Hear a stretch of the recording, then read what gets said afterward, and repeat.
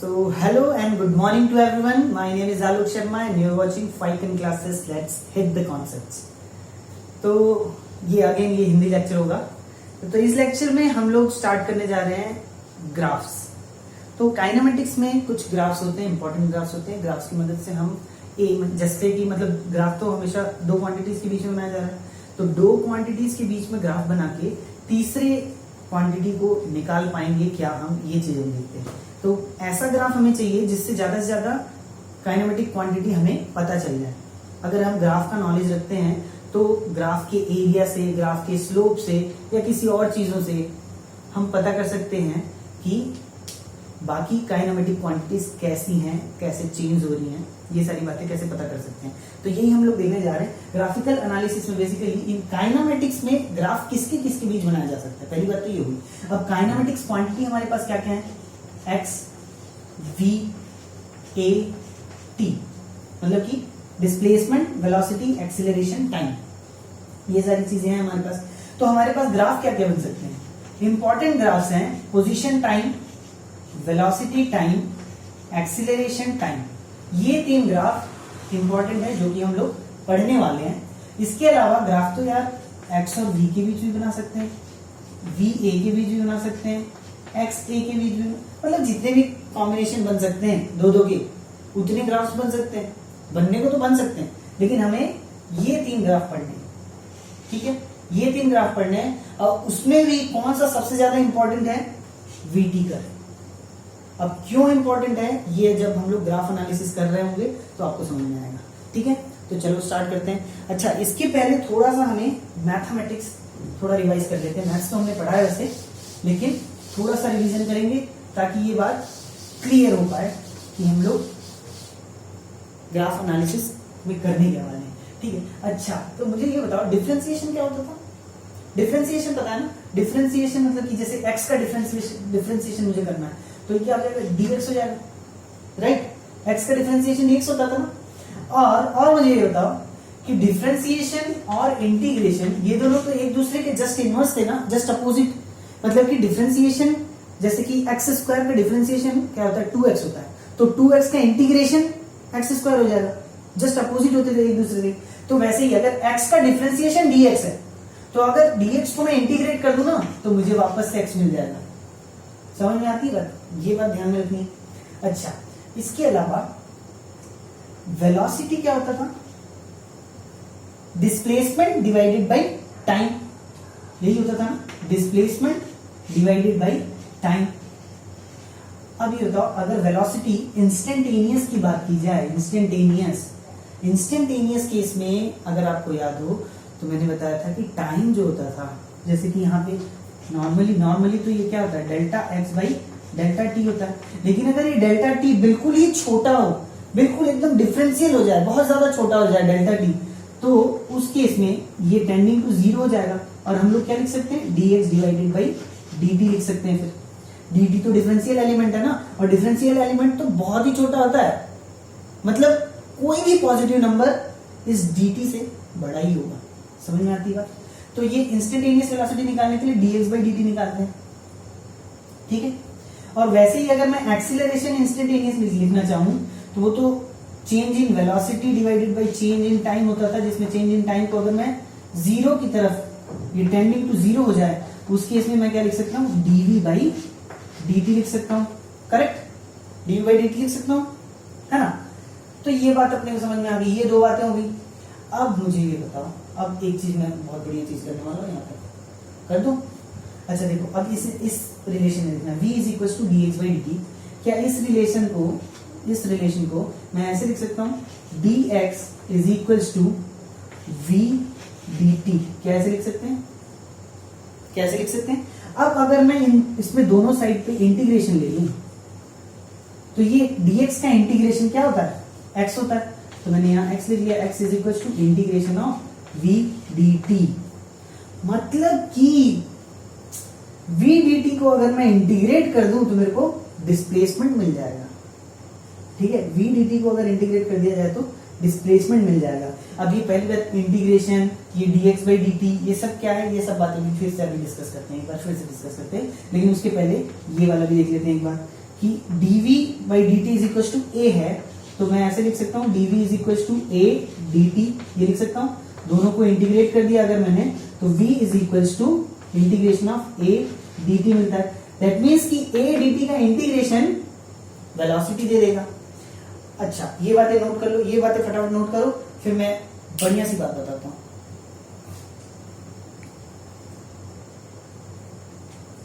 कर लिया या नहीं?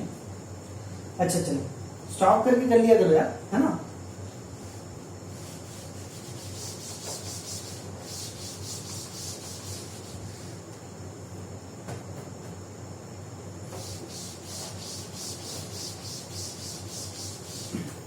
हाँ चलो।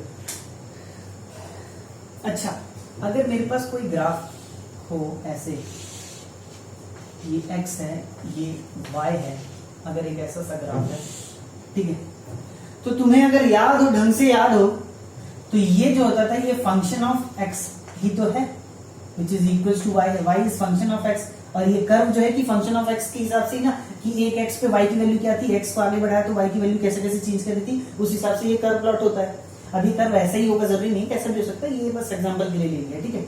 वो डिपेंड करता है कि फंक्शन क्या है, लॉग का फंक्शन है, स्क्वायर है, क्यूब है, 1/x है, क्या है, उस हिसाब से, ठीक है। अच्छा, अब ये बताना कि इंटीग्रेशन क्या होता है। इंटीग्रेशन को जब हमने पढ़ा था तो याद करो, integration is a tool to find out area under the curve. Integration is a tool to find out area under the curve. ऐसे अगर ये लाइन स्ट्रेट होती तो डायरेक्ट वो रेक्टेंगल बन जाता था, और रेक्टेंगल का एरिया निकालना बहुत कोई कठिन बात नहीं, तो हम आसानी से निकाल लेते। लेकिन जब इर्रेगुलर शेप का कर्व होता है और इर्रेगुलर शेप की ज्योमेट्री बन जाती है, तब हमें इंटीग्रेशन टूल का इस्तेमाल करते हैं। तब याद हो तो ऐसे छोटे छोटे पार्ट्स में बांटा था और फिर एरिया को क्यूमुलेट किया था। तब फिर अपन ने लिखा था कि ये जो एरिया है ना, ये टोटल एरिया, इस टोटल एरिया को हम कैसे लिख सकते हैं, this area is going to be integration of, पहले तो इसका लिमिट हम लोग तय कर लेते हैं। x जो है कि लेट्स सपोज ये x1 से x2 तक जा रहा है, ठीक है, तो area is going to be integration of function of x with respect to x from x1 to x2। इस एरिया को इस तरीके से लिखा जा सकता है, ठीक है। ये integration F X D X is going to give you actually the area under the curve. ये x1 से x2 तक जो भी एरिया होगा, ये हैचिंग वाला पोर्शन, ठीक है, ये टोटल एरिया ये चीज देगा। तो ये मैथमेटिकल क्वांटिटी ये जो दिख रही है, ये नथिंग बट एरिया है, ठीक है। अच्छा, अब मुझे एक बात बताना, इसी में मैं बना रहा हूं कि अगर किसी पॉइंट पे मैं स्लोप ड्रॉ करूं, स्लोप निकालना चाहूं, तो उसके लिए मैं क्या करता हूं, एक टेंजेंट ड्रॉ करना होता है मुझे, है ना। एक टेंजेंट ऐसे ड्रॉ करूंगा और फिर इसको एक ट्रायंगल में कन्वर्ट कर दूंगा और ये एंगल हो जाएगा theta. What will be this distance, can anyone tell me, ये डिस्टेंस क्या होगा? देखो, ये ट्रायंगल भले मैं इतना बड़ा दिखा रहा हूं, लेकिन ये डिफरेंशियल ट्रायंगल है, बहुत ही छोटा सा ट्रायंगल है जो इस पॉइंट पे बनने वाला है। लेकिन उस पॉइंट पे मैं बना दूंगा, पहली बार तो मैं बना नहीं पाऊंगा, और बना भी दिया तो तुम देख पाओगे क्या? इसलिए मैं इसे बड़ा बना रहा हूं। तो बड़ा बनाने का मतलब नहीं हो गया कि ये इतना बड़ा ट्रायंगल है, नहीं। समझ में आती है बात? ये ट्रायंगल बहुत ही छोटा सा है जो इस पर्टिकुलर पॉइंट पे है। ये पर्टिकुलर x पे जो भी y की वैल्यू होगी, इस पर्टिकुलर पॉइंट पे एक ट्रायंगल बनाया जा रहा है। एक पहले टेंजेंट ड्रॉ किया गया और उसके बाद ये ट्रायंगल बनाया गया, और ये ट्रायंगल बहुत ही छोटा है, एकदम छोटा सा डिफरेंशियल ट्रायंगल है, लेकिन वो दिखेगा नहीं, इसलिए हम लोग इसे बड़ा बना रहे हैं। अब ये डिस्टेंस क्या है? ये y साइड में डिफरेंशियल लेंथ है, differential length in y direction. और ये डिस्टेंस क्या है? ये x साइड में डिफरेंशियल लेंथ है, ठीक है। अब स्लोप क्या होता था, याद है तुम्हें? स्लोप क्या होता था? Slope is equal to tan theta होता था, और tan थीटा यहाँ पे क्या है? tan थीटा इस ट्रायंगल में देखोगे तो tan theta perpendicular divided by base, tan theta is equal to perpendicular divided by base. Perpendicular यहाँ पे क्या है? dy है, और बेस क्या है? dx है, ठीक है। इतनी बात समझ में आती है क्या? इतनी सारी बातें समझ में आ रही है? एरिया अंडर द कर्व निकालते हैं इंटीग्रेशन से। किसी भी पॉइंट पे स्लोप निकालना हो तो tan theta is equal to dy by dx होता है। तो देखो यहाँ पे इस एक्सिस पे मैंने y ले रखा है, इस एक्सिस पे x ले रखा है। अब इस एक्सिस पे अगर t हो जाता तो यहाँ पे t लिखूंगा, यहाँ पे t लिखूंगा, समझ में आया? अगर इस एक्सिस पे x आ गया तो ऊपर x आ जाएगा। ये बोलना कि sir x by y by, अरे ये बस एक्सिस है, एक्सिस में अब टाइम भी हो सकता है, स्पीड भी हो सकती है, वेलोसिटी, एक्सीलरेशन कुछ भी हो सकता है ना। तो उस हिसाब से अपन को देखना पड़ेगा कि यहाँ dx ये dy की जगह कौन सा चीज आएगा, dx की जगह कौन सी चीज आएगी। ठीक है, ये मत रट लो कि यहाँ हमेशा dy by dx ही होगा। अरे भाई ये तो बस एक्सिस को रिप्रेजेंट कर रहा है। अब कल को मेरी क्वांटिटी बदल जाएगी यहाँ पे, तब अगर यहाँ पे मैंने टाइम ले लिया, यहाँ पे x ले लिया, तब तो ये dx by dt हो जाएगा। समझ में आती है बात? ठीक है, इतनी बात समझ में आ रही। अब देखो हमारे पास कौन कौन सी क्वांटिटी वहां पे, वेलोसिटी को हम कैसे रिप्रेजेंट करते थे, dx by dt से रिप्रेजेंट करते थे। ठीक है, मतलब कि अगर मेरे पास xt का कर्व हो, देखो यहां पे देखते जाओ फटाफट, xt का कर्व हो, x और t का कर्व हो, ऐसे टाइप का कुछ हो गया, तो यहाँ पे मैं जब ऐसे स्लोप ड्रॉ करूंगा तो ये वाला पॉइंट हो जाएगा dx और ये वाला हो जाएगा dt। तो ये जो स्लोप होगा ना dx by dt, वो वेलोसिटी को रिप्रेजेंट करेगा। ये जस्ट आइडिया दिया है। अब हम लोग तीनों ग्राफ को रीड करने जा रहे हैं, उसके लिए तुम्हें ये चीजें आना जरूरी था, एरिया और स्लोप। एरिया और स्लोप पता है तो अब हम तीनों ग्राफ को आसानी से पढ़ सकते हैं। ठीक है, तो ये डायग्राम बना लो।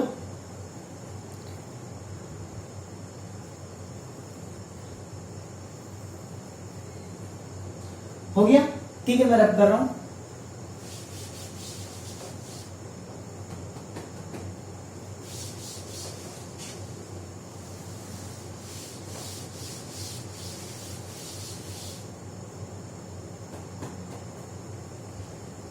अच्छा, अब हेडिंग डाल लो xt कर, हेडिंग डालो। पहला कर्व हम लोग पढ़ने जा रहे हैं, कौन सा, xt कर यानी कि पोजीशन टाइम कर।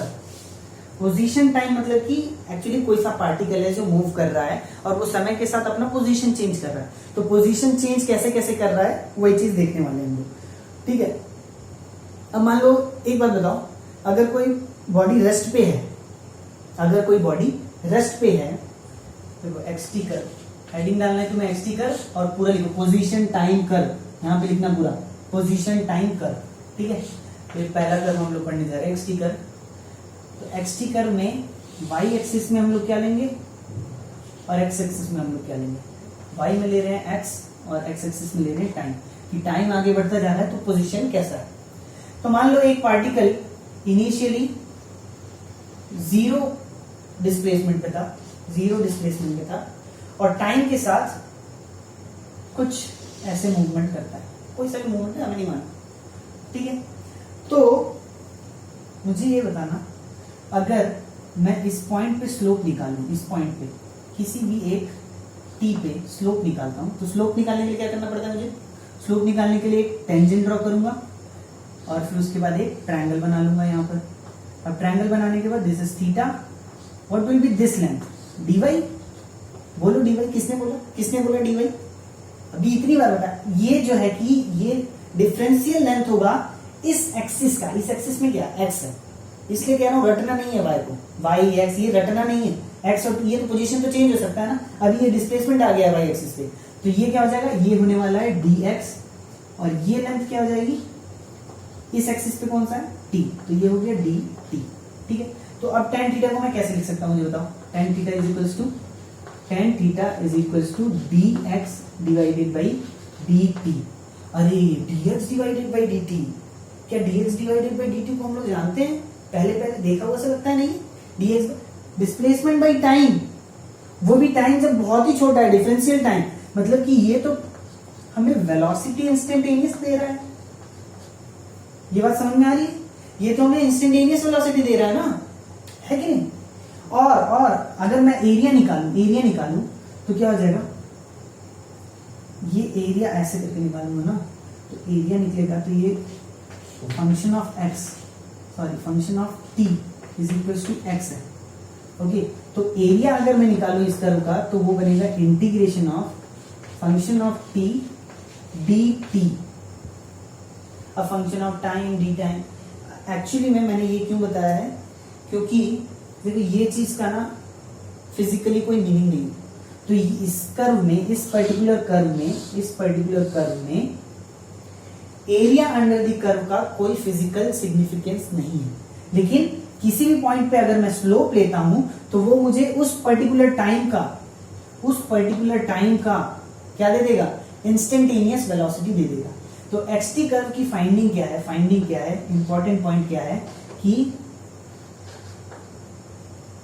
At any t slope will give v instantaneous। किसी भी पर्टिकुलर टाइम पे अगर आप स्लोप ड्रॉ करोगे तो वो तुम्हें इंस्टेंटेनियस वेलोसिटी देगा। लेकिन एरिया अंडर द कर्व का कोई सिग्निफिकेंस नहीं है, एरिया का कोई सिग्निफिकेंस नहीं है, नो सिग्निफिकेंस।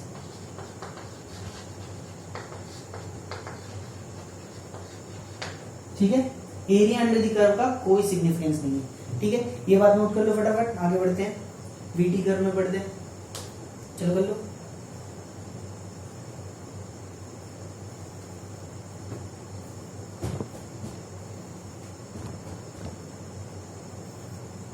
ठीक है,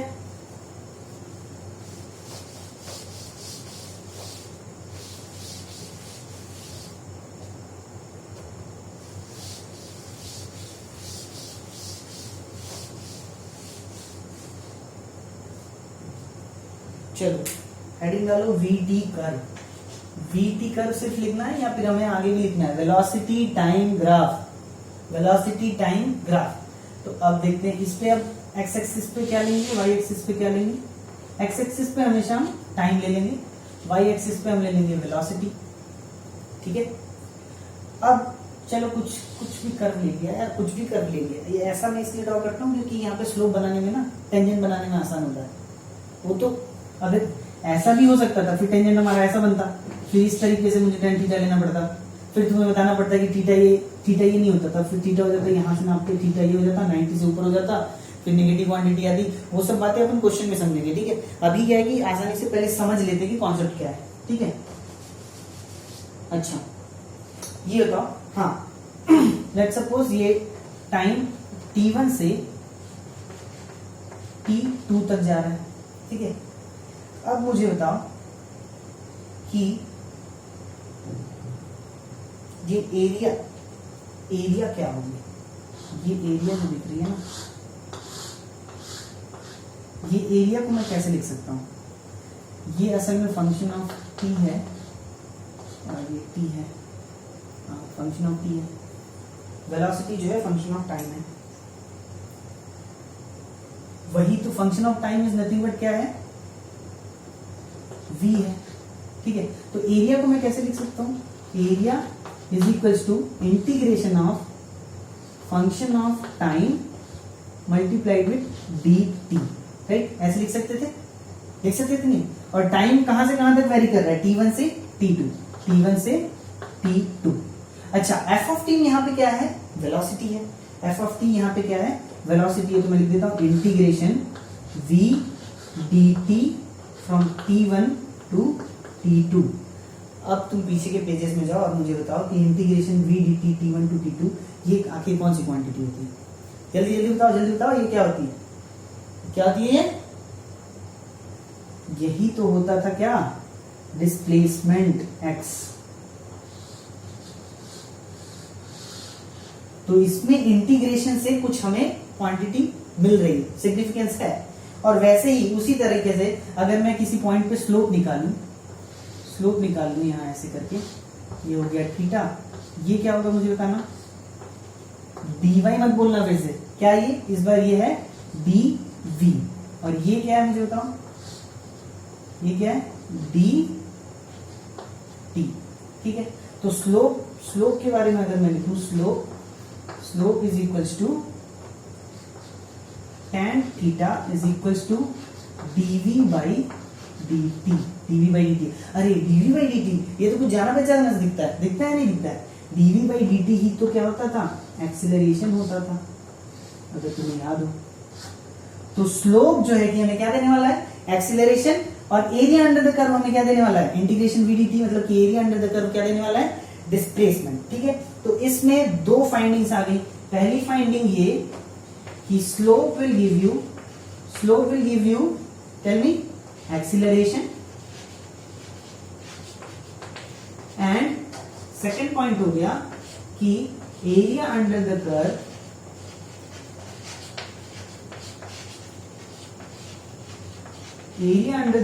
will give you, tell me, displacement.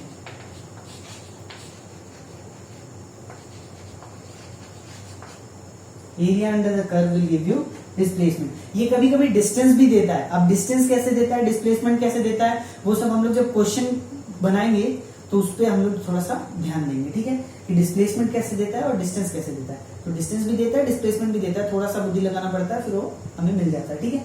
तो ये बात, ये सब नोट कर लो, फिर हम लोग फाइनल तीसरे नंबर पे चलते हैं। ये दूसरा नंबर था ना, ये दूसरे नंबर का था। अब तीसरे नंबर का ग्राफ देखते हैं।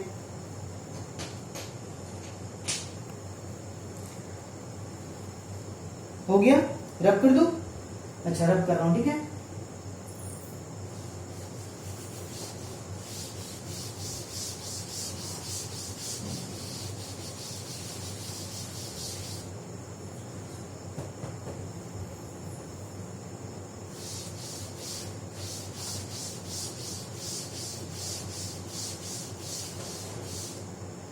अच्छा चलो, third graph A T curve. अब ए टी कर्व का इंपॉर्टेंस थोड़ा सा देखते हैं। यहाँ पे ए टी कर्व में हम लोग वाई एक्सिस में क्या लेंगे, एक्स एक्सिस में क्या लेंगे।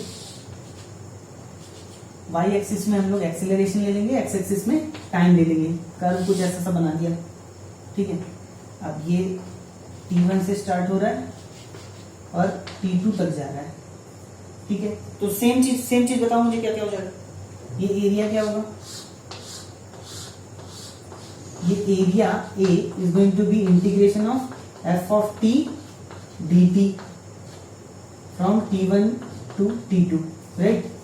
अब ये जो है एफ ऑफ टी यहाँ पे क्या है, एक्सीलरेशन है। That means integration of acceleration D T from T1 to T2 is equals to A. अब मुझे बता दो कि इंटीग्रेशन, ये एरिया ए डी टी क्या होता था। एरिया ए डी टी से हमें मिलता है वेलोसिटी।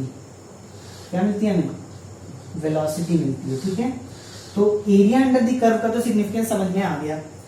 अब जरा स्लोप को देख लें, जरा सा स्लोप को देख लें। स्लोप को देखते हैं, फिर से वही बात, थीटा, ये कौन सा लेंथ होगा, किसी ने गलत कहा तो उसे जूते पड़ेंगे।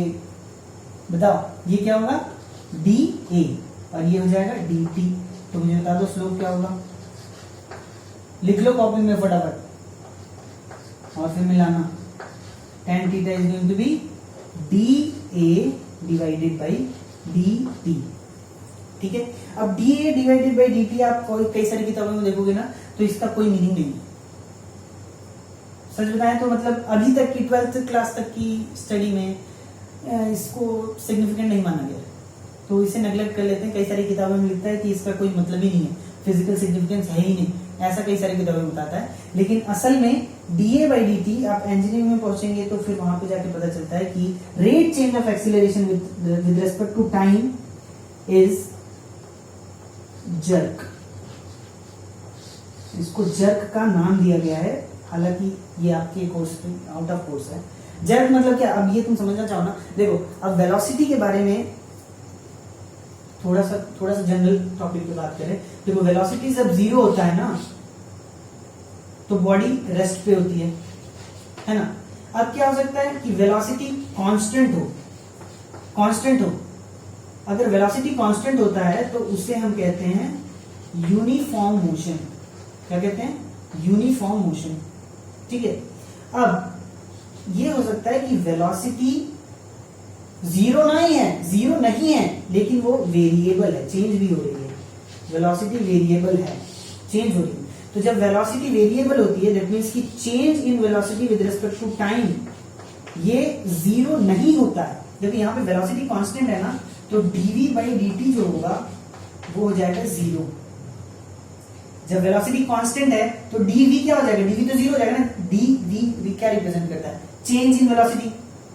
डिफरेंशियल मतलब कि चेंज को रिप्रेजेंट करने के लिए होता है ना। तो अगर वेलोसिटी कांस्टेंट है तो dv जीरो हो जाएगा, तो dv बाई dt जीरो हो जाएगा। अगर dv बाई dt जीरो है, इसका मतलब क्या हो गया, एक्सीलरेशन जीरो है। तो वेलोसिटी कांस्टेंट होता है मतलब कि एक्सीलरेशन जीरो होता है। अगर वेलोसिटी वेरिएबल है मतलब कि ये अगर वेरिएबल है तो ये 0 के बराबर नहीं होगा। पहली बात तो अगर ये 0 के बराबर नहीं है तो dv बाई dt भी 0 के बराबर नहीं है। अगर ये 0 के बराबर नहीं है तो इस काइंड ऑफ मोशन में एक्सीलरेशन प्रेजेंट होता है, मतलब कि बॉडी एक्सीलरेट कर रही है। एक्सीलरेट कर रही है तो ऑब्वियसली वेलोसिटी चेंज होगा, है कि नहीं? एक्सीलरेट कर रही है तो बढ़ेगा, डिसेलरेट कर रही है तो घटेगा, लेकिन वेलोसिटी जो है चेंज होगी, कुछ भी हो, ठीक है? तो वेलोसिटी चेंज हो रही है मतलब कि एक्सीलरेशन प्रेजेंट है। अब देखो ये तो एक्सीलरेशन प्रेजेंट है, लेकिन एक्सीलरेशन कांस्टेंट भी हो सकता है और एक्सीलरेशन भी चेंज हो सकता है।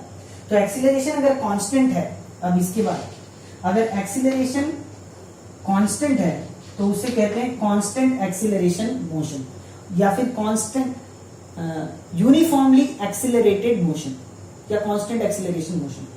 लेकिन अगर एक्सीलरेशन भी वेरिएबल हो गया तब इसे कहते हैं कौन सा motion? Non uniformly accelerated motion, ठीक है? अब यहां तक पढ़ाई हमारी नहीं होती, हमारी मोस्ट ऑफ दी पढ़ाई हमारी क्या होंगी? कांस्टेंट एक्सीलरेशन के लिए होंगी, ठीक है? ये कांस्टेंट एक्सीलरेशन की बात हो गई। इसमें यूनिफॉर्मली एक्सीलरेटेड,